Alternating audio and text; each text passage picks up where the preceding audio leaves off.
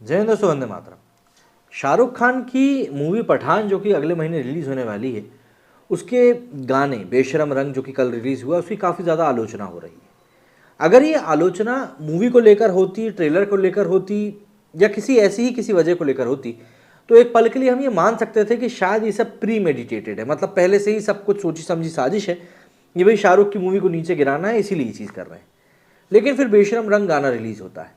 इस गाने में दीपिका पादुकोण को एक सर्टेन वे में प्रोजेक्ट किया जाता है, शाहरुख खान को एक कॉपीड वे में प्रोजेक्ट किया जाता है। तो ऐसे में जो एक के बाद एक बातें इस गाने को लेकर धीरे धीरे सोशल मीडिया पर सामने आई, तो ऐसा नहीं है कि ये सब कुछ कुछ प्री मेडिटेटेड था। मतलब गाना रिलीज हुआ उसके बाद ही चीज़ें सामने आई हैं, और जिन चीज़ों को पॉइंट किया जा रहा है उनको देखकर आपको भी लगेगा कि यार क्या है। जैसे कि बैकग्राउंड डांसर्स को लेकर बात कही जा रही है कि भाई बैकग्राउंड डांसर्स आखिर करना क्या चाह रहे थे, या फिर दीपिका पादुकोण के कुछ कुछ सीन्स हैं उस गाने में जो कि इतने ज़्यादा वल्गर दिख रहे हैं कि बस ऐसा लगता है कि ये गाने के तौर पर बनाया क्या गया है। लेकिन उसके बावजूद कई लोग हैं जिसको कि ये गाने पसंद आ रहे हैं, तारीफ़ कर रहे हैं, और इसमें कोई गलती नहीं है। देखिए, सभी को अपनी अपनी चीज़ की पसंद नापसंद करने का पूरा अधिकार होता है। लेकिन जिस तरीके से मैं यहाँ पर ये कह रहा हूँ कि जिनको ये गाना पसंद आ रहा है ये उनकी खुद की चॉइस है, वैसे ही शायद ये उनकी भी चॉइस है जिनको ये गाना पसंद नहीं आ रहा है। तो आलोचना करना उनका भी अपनी जगह है और तारीफ़ करना इनका भी अपनी जगह है। लेकिन उसके बावजूद जो लोग इस गाने की तारीफ़ कर रहे हैं, उनके सामने कुछ एक बातों को जब रखा जाएगा तो लॉजिकली शायद वो जवाब दे नहीं पाएंगे। चाहे वो गाने की कॉपी होने की बात हो, चाहे गाने का जो एम्बियंस है उसको लेकर जो आरोप लगाए जा रहे हैं कि घुंघरू का कॉपी है, इसकी बात हो, काफ़ी सारी चीज़ें हैं जिनके कि जवाब लॉजिकली देना काफ़ी तौर हद तक संभव नहीं है। तो ऐसे में जान लेते हैं कि आखिर ये तारीफ़ करने वाले आए कहाँ से। यशराज फिल्म्स के बैनर की एक बड़ी पहचान हिंदी सिनेमा के इतिहास में बेहतरीन गानों को देने की वजह से भी है। अभी सिर्फ कुछ साल पहले तक आई उनकी फिल्म, किसी भी फिल्म को उठाकर आप देख लीजिए, यशराज की कोई भी ब्लॉकबस्टर देख लीजिए, गानों का फिल्मों की सफलता में क्या योगदान रहा अंदाजा लग जाएगा। साल भर में एक के बाद एक फ्लॉप फिल्म देने का रिकॉर्ड बनाने वाले यशराज की एक और फिल्म आ रही है, पठान। अगले साल रिपब्लिक डे वीक पर यह भी जीरो की तरह शाहरुख खान की एक और कमबैक फिल्म मानी जा रही है। कल सुबह ही इसका गाना बेशरम रंग रिलीज हुआ। यशराज को तो छोड़ दीजिए, बॉलीवुड के इतिहास में भी शायद ही इससे कोई घटिया गाना पहले कभी बना। बावजूद इसके लगता है कि निर्माताओं ने फिल्म के पक्ष में तगड़ा माहौल बनाने के लिए सभी तिजोरियों के मुंह खोल दिए। शायद बेशरम रंग के पक्ष में एक ट्वीट की कीमत 2 रुपए और एक कमेंट की कीमत 1 रुपए रखी गई। फिल्म की तारीफ और तारीफ में सामने आ रहे विशेषण तो यही साबित कर रहे हैं। यूट्यूब और ट्विटर पर गाने के पक्ष में जो PR नजर आ रहा है वो तो साबित यही कर रहा है। और एक ऐसा गाना जिसमें कुछ भी नया नहीं है, सुंदर नहीं है, मौलिक नहीं है, मनोरंजक नहीं है, वो तो खैर मतलब कुछ भी नहीं है। लेकिन बेशरम रंग को देखने के बाद ऐसा कोई स्टेप भी नहीं लगा जिसे नोरा फतेही और मलाइका अरोड़ा ने ना किया। जो स्टेप दीपिका पादुकोण को जमीन पर लेटकर करने पड़ रहे हैं, आंखों में चंकी पांडे और गोविंदा की जोड़ी ओ लाल दुपट्टे वाली गाने पर लगभग उससे भी ज्यादा उत्तेजक स्टेप लड़कों ने सड़कों पर कर दिया था। बावजूद बेशरम गाने में जो सबसे सुंदर चीज कह सकते हैं वो दीपिका पादुकोण की बॉडी को ही कहना पड़ेगा। खैर, कई घटिया स्टेप की वजह से वो भी सुंदर और आकर्षक दिखने के बजाय बहुत ही बेमतलब का नंगा नाच सा लग रहा है। इंटरनेट के ज़माने में जिसको कि हम दोनों निरर्थक भी कह सकते हैं, कोई भी माथा पीट लेगा बेशरम देखकर, ये आपको समझना पड़ेगा। समझ में नहीं आ रहा कि आखिर तारीफ करने वाले किस ग्रह के एलियन, शर्तिया पृथ्वी के तो नहीं लगते। उन्हें क्या अच्छा लगा समझ में आ नहीं रहा है। बेशरम रंग देखकर इससे कहीं ज़्यादा अच्छे डांस स्टेप, बोल और धुन तो फेसबुक रील्स में देखने को मिल जाते हैं आजकल।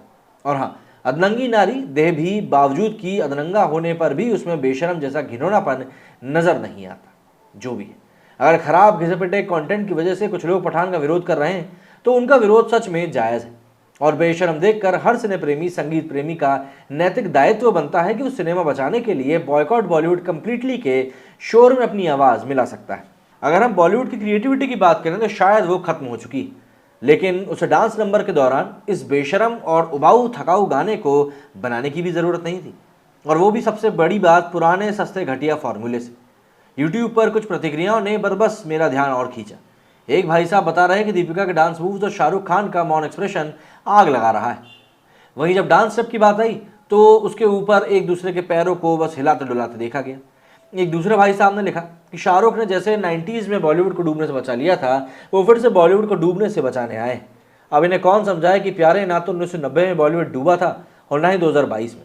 अभी अभी दृश्यम ने 250 करोड़ से ज़्यादा कमाए और उसकी रफ्तार अभी रुकी नहीं है। डूबे शाहरुख खान और यशराज फिल्म्स का बैनर है इधर कुछ सालों में। और बेशर्म रंग बता रहा है कि वजह क्या है। उभरने के लिए आधा दर्जन से ज़्यादा कोशिशें हो चुकी हैं। बॉलीवुड की या कहें शाहरुख की पिछली प्रायोगिक कोशिश जीरो के रूप में बेमौत मरी थी टिकट खिड़की पर, यह भूलना नहीं चाहिए। बावजूद यूट्यूब पर ढेरों प्रायोजित प्रतिक्रियाएं हैं जिन्हें समझना मुश्किल नहीं है। अब जिस तरह का गाना है और प्रतिक्रियाएं उसके स्वरूप नहीं है, इन्हें देखकर तो यही कहा जाएगा ये किसी बड़े पीआर स्कैम का हिस्सा है। कुछ लोग कह भी रहे हैं, क्योंकि किसी को भी गाने पर पहली स्वाभाविक प्रतिक्रिया देनी हो तो वो गाली ही देगा। बेमतलब की तारीफें किसी स्कैम की आशंका जताने के लिए पर्याप्त होती है। इंटरनेट के दौर में ऐसे स्कैम के जरिए हाइप बनाई जाती है। साधना सक्षम लोग हाइप बनाकर मीडिया की सुर्खियां बटोरते हैं और प्रमोशन के मकसद को हासिल करते हैं। रैपर बादशाह के मामले ने इस चीज से पर्दा उठा दिया था। और पहली, अगर आपकी टेंट में भरपूर पैसा हो तो आप कुछ भी कर सकते हैं, शोहरत भी खरीद सकते हैं और कामयाबी भी। उन पर आरोप था कि सोशल मीडिया पर फेक फॉलोअर्स और लाइक को उन्होंने हासिल किया है।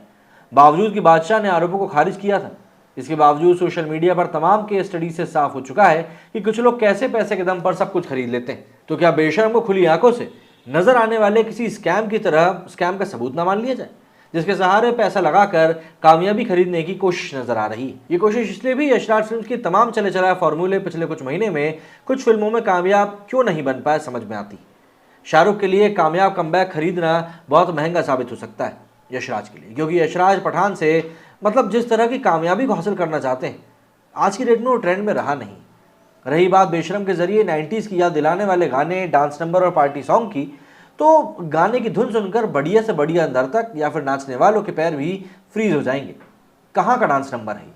90 को याद ही करना है तो गोविंदा के किसी भी गाने को उठाकर देख लीजिए, उनमें से कई गाने आपको द्व्यार्थी भले ही लगेंगे, लेकिन उनकी जो टोन होती थी, जो धुन होती थी, उनमें एनर्जी होती थी, उनमें किसी भी तरह का बेशरमपन नहीं होता था या ऐसा कुछ नहीं होता था जिसको देखकर आपको लगे कि यार ये क्या चल रहा है। बेसिक सी बात यह है कि यहाँ पर जो पीआर स्ट्रेटेजी काम कर रही है वो साफ तौर पर ये बताने के लिए काफ़ी है कि देखिए, जब आपको किसी चीज़ को हिट कराना होता है, किसी चीज़ को सफलता दिलानी होती है, तो आप किसी भी हद तक जा सकते हैं।